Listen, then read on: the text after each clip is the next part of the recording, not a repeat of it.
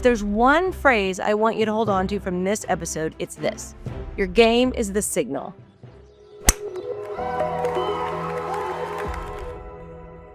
On today's round, we're starting a 3-part conversation about sex hormones every midlife golfer needs to understand. Today, testosterone.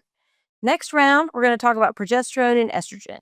Before anyone tunes out, before they think they know which one applies to them, stay with me, because almost everything you think you know about which hormone belongs to which gender is probably wrong.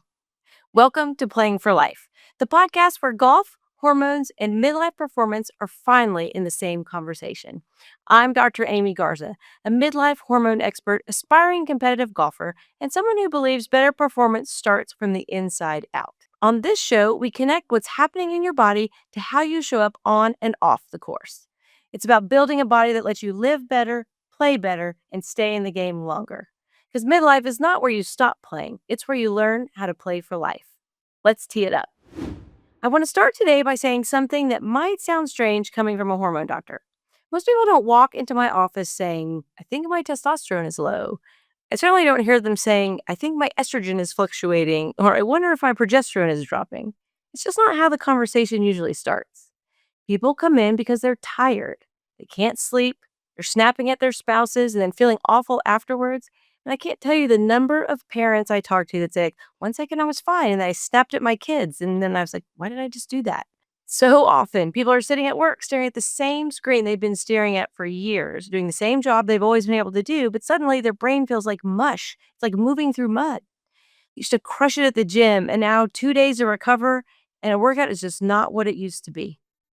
Maybe you can relate to how you feel after playing 18 holes. You used to feel amazing, and now by hole 14, you're just wondering if your body can keep up. You're not just tired, you're wrecked. You walk off the course again like, why do I feel like I got hit by a truck? I played golf. I didn't run a marathon. Or maybe you're like one of my patients who just noticed that things have changed in the bedroom. Because for most people, it doesn't change in all 3 places at once. It usually shows up in one place.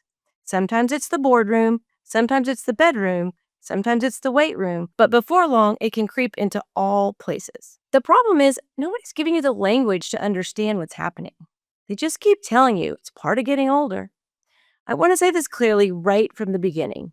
This is not always just aging. It's biology. It's hormones. And yes, hormones and biology change as you get older. So does your nervous system, your metabolism, your sleep, your recovery, your stress, all of it. So often as these changes happen, the thing that you're feeling is your sex hormones all trying to get your attention at the same time. Because nobody's helped you connect the dots, you start making it mean something about you. So often my patients think, maybe I'm just lazy. Maybe I'm just not disciplined anymore. Maybe I'm not tough enough. You might be thinking, I've lost my edge. Sadly, it often sounds like I'm not attracted to my spouse anymore, or is my spouse even attracted to me? And of course, it sounds often like the ever-present, I think this is just what getting older looks like. Maybe some of that is true, but maybe not. Maybe your body's just giving you information. Maybe your golf game is just giving you information, same as your marriage. Maybe that energy slump at 3 p.m. is just giving you information. What if the fact that you can't recover from a workout the way you used to is not a character flaw? Maybe it's just a signal. If there's one phrase I want you to hold on to from this episode, it's this: your game is the signal. Are you listening? Hormone changes rarely show up as one neat, obvious thing. They don't usually walk into your life wearing a name tag that says, hey, I'm perimenopause, or I'm andropause, and here's my friend low testosterone. They show up as 1,000 small things that are off. Your sleep is off, your patience is off, your focus is off, your workouts, your recovery, your sex drive, your confidence, your golf game, all of it feels off. Everybody wants to treat these as separate problems. You need a better sleep supplement, maybe a swing coach, a better diet, perhaps more discipline, a different putter, marriage counseling. Sadly, a lot of times a different marriage partner. People tell you need to stop being so stressed. You need to try harder. Maybe it's just you need to listen. I'm not saying every problem is a hormone problem. I'm not saying hormones are magic. And I'm not saying that because your back nine fell apart, you need hormones. It's not what I'm saying. What I'm saying is that you're in midlife. Your body, your brain, your energy, your recovery, your mood, your libido, your performance, they've all changed. And hormones deserve a seat at this table. Not the whole table, just a seat. For a lot of people, they've never even been invited to the conversation. And that's the part that makes me crazy. By the time people find someone who actually understands midlife hormones, they've often spent years thinking they're weak, undisciplined, depressed, broken, out of shape, bad at marriage, bad at work, bad at aging, or just flat out crazy. I want you to hear me say this. You are not crazy. You're not making it up. You're certainly not weak. There's no reason you have to white knuckle your way through the second half of life feeling the way you're feeling. The way you're feeling, it's information, and your job is not to ignore it. Your symptoms are the single most important piece of data you have right now. I don't want you to shame yourself, drink more coffee, or just push harder.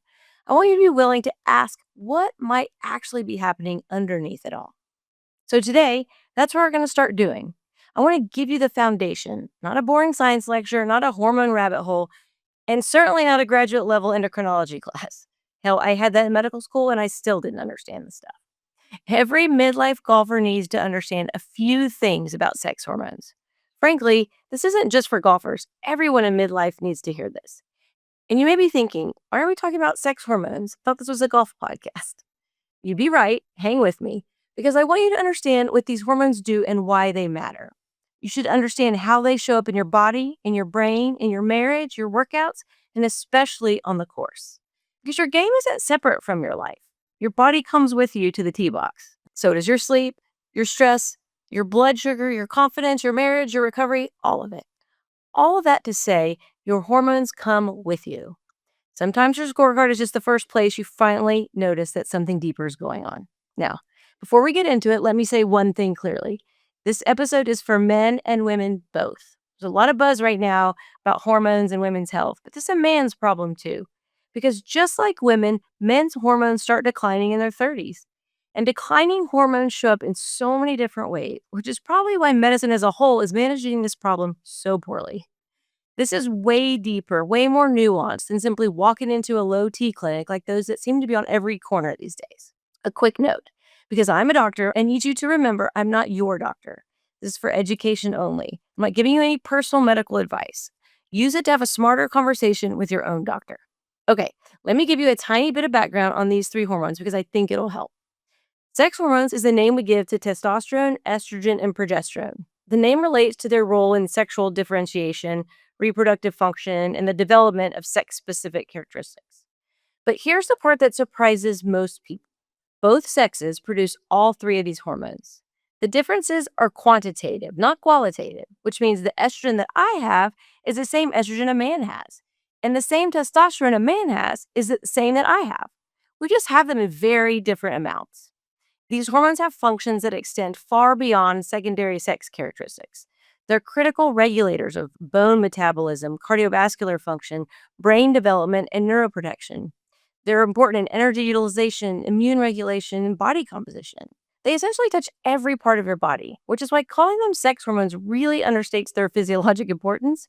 But for the sake of simplification, that's what we call them. One last detail for the science nerds in the group.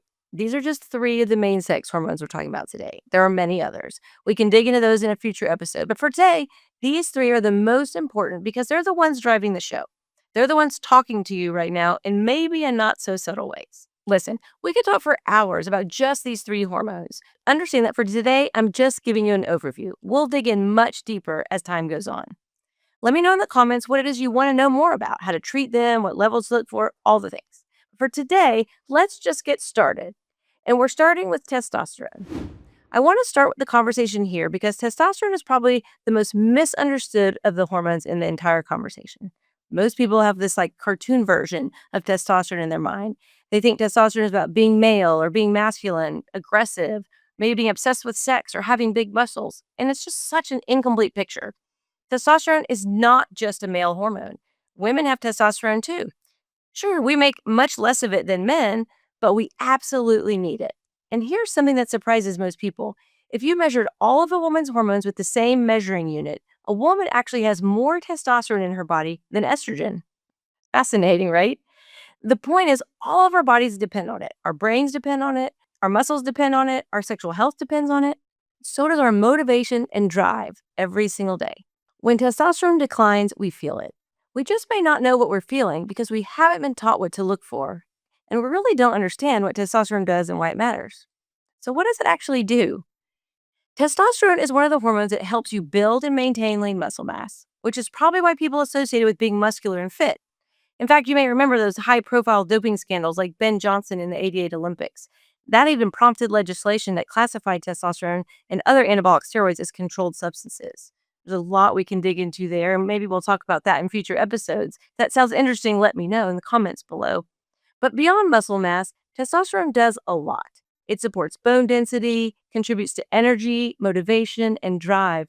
It plays a role in how you think, your cognition, and mental sharpness. It supports mood and confidence. Of course, it affects libido and sexual function in both men and women. And it supports recovery from exercise and physical effort. It's part of that internal sense of, I can do hard things. That drive part, it really matters. And it matters because most people don't usually describe low testosterone in clinical terms. They don't say, my androgen levels are declining. They say things like, I don't feel like myself anymore. Or I'm just so unmotivated. I don't have the same drive or care to do stuff that I used to. I used to care. I just feel flat now. Or I'm tired. Not in a sleepy way, but like I just can't get going. So often I hear people say, I do the things I do because I have to do them. I just don't want to do them, or I don't care anymore. Those are actual things people say to me. It's actual language that they use. And I could go on and on with phrases like that, and it breaks my heart. I often listen to couples struggle because one or both of them is so exhausted and couldn't care any less about having sex. Time and time again, I hear stories of someone pretending to be asleep to avoid the subject altogether. Testosterone matters. So, how might this show up on the golf course? Well, it often looks like distance loss. It can look like losing power even though your swing hasn't changed that much. It might look like getting wiped out after a round you used to feel fine after, or being sore for days. Maybe less desire to practice or a less competitive edge, especially less ability to stay mentally engaged for the whole round. The back nine becoming a problem, not because you forgot how to play golf, but because your body can't sustain the output the way it used to. Listen, lean muscle mass isn't just about how you look in the mirror. It's about power, stability, club head speed. It's your ability to generate force and control it. Bone density, it isn't just something we care about once we're old, it's durability. It's being able to play this game for decades without becoming fragile. And energy and motivation aren't abstract wellness words. They're the difference between wanting to practice and taking yourself out of the game altogether. Mental sharpness isn't just about work. It's about course management, decision making, standing over a shot and being able to choose the smart play instead of the emotional one. Mood and confidence aren't personality traits. They're the difference between a bad shot being a bad shot and a bad shot turning into 3 bad holes. In recovery, it isn't just about soreness. It's how you feel the next day, whether you can play 2 days in a row, whether your body bounces back after 18 holes or a long tournament weekend. In drive's not just libido. Drive is the party that still wants to compete, still wants to grow, still wants to be in the arena. That's testosterone. And no, testosterone isn't the only thing that can cause those feelings, but it's a lot of it. Testosterone tends to decline gradually with age, not overnight, not all at once, usually slowly. And that slow decline is part of what makes it so easy to miss. If something changes dramatically overnight, you'll notice it. But when something changes a little bit at a time, year after year, you adapt to the new normal. You start saying things like you've been hearing yourself say. And that's how eventually we get to accepting this lie that the best years are behind us. I want to be careful here because not every man has low testosterone. Not every woman has low testosterone. And not all of these are hormone issues. There are lots of reasons you could be tired, and they deserve a place in the conversation too. It wouldn't be fair if I just ignored them. Things like sleep apnea, alcohol use, stress management, the food you're filling your body with, medications you're taking, how hard you're training, even how you feel about your relationship and your purpose. All of it matters. These are big pieces of the puzzle too, but testosterone is part of the story often enough that it deserves special attention. Listen, golf is a hard game. It can feel incredibly frustrating because it's already so humbling. It exposes you. Golf asks you to manage your mind, your body, your emotions, your expectations, and now add hormone changes on top of that, and suddenly you're trying to play the same game with a completely different internal operating system. It's the part that most people miss. They think something's changed in their swing, and maybe it has, but the fact that your body is changing is too big a factor to ignore. So, what do you do with this? Well, I want you to leave this episode aware that testosterone has a global impact on your body. Whether you're a man or a woman, this hormone is part of your story. I want you to start paying attention to it. Get curious. Notice patterns. Don't just notice one bad round What's the pattern round after round? Are you losing distance, recovering more slowly, more sore than you used to be? Maybe you're less motivated to practice or even play. Are you mentally foggy, more irritable, less interested in sex, feeling less like yourself? Whatever it is, it matters. Stop dismissing yourself. People come into my office every day and they almost feel bad for being there because someone's already dismissed them or they don't have any real definitive thing they can point to. The number one complaint I hear is just, I don't feel like myself. May not be a diagnosis code in conventional medicine, but it's real. You've lived in your body your whole life. No one knows it better than you. Your symptoms are the most important data you have. Now, before I let you go, here's why you absolutely need to come back for the next round. Next round, we're staying in the sex hormone conversation, and we're going to talk about progesterone and estrogen. I know what some of you are thinking, especially if you're a man. Those are female hormones. I'm out. Don't dare. Here's why. Number one, those hormones don't just affect women, they show up in the male body too, and they matter for things like mood, sleep, body composition, and even erectile function. We're going to talk about that. Number two, if you have a wife, a partner, a sister, a mother, daughter, you want to actually understand what's happening to her in midlife instead of taking it personally, this episode will change everything. So if you care about your performance, your relationship, your home life, and yes, even the round you wanted to play together this Saturday, you might want to be there for the next episode. If something in today's episode hit the sweet spot, do me a favor. Follow the show so you don't miss what's next. And share it with a golfer who needs to hear it, especially someone who knows their game, body, energy, or confidence has changed, but hasn't known what to do with that information. Drop a comment and tell me what landed or what you want me to dig into in future rounds. Your questions shape where this show goes next. Until the next round, this is Playing for Life. Here's to living better and playing longer.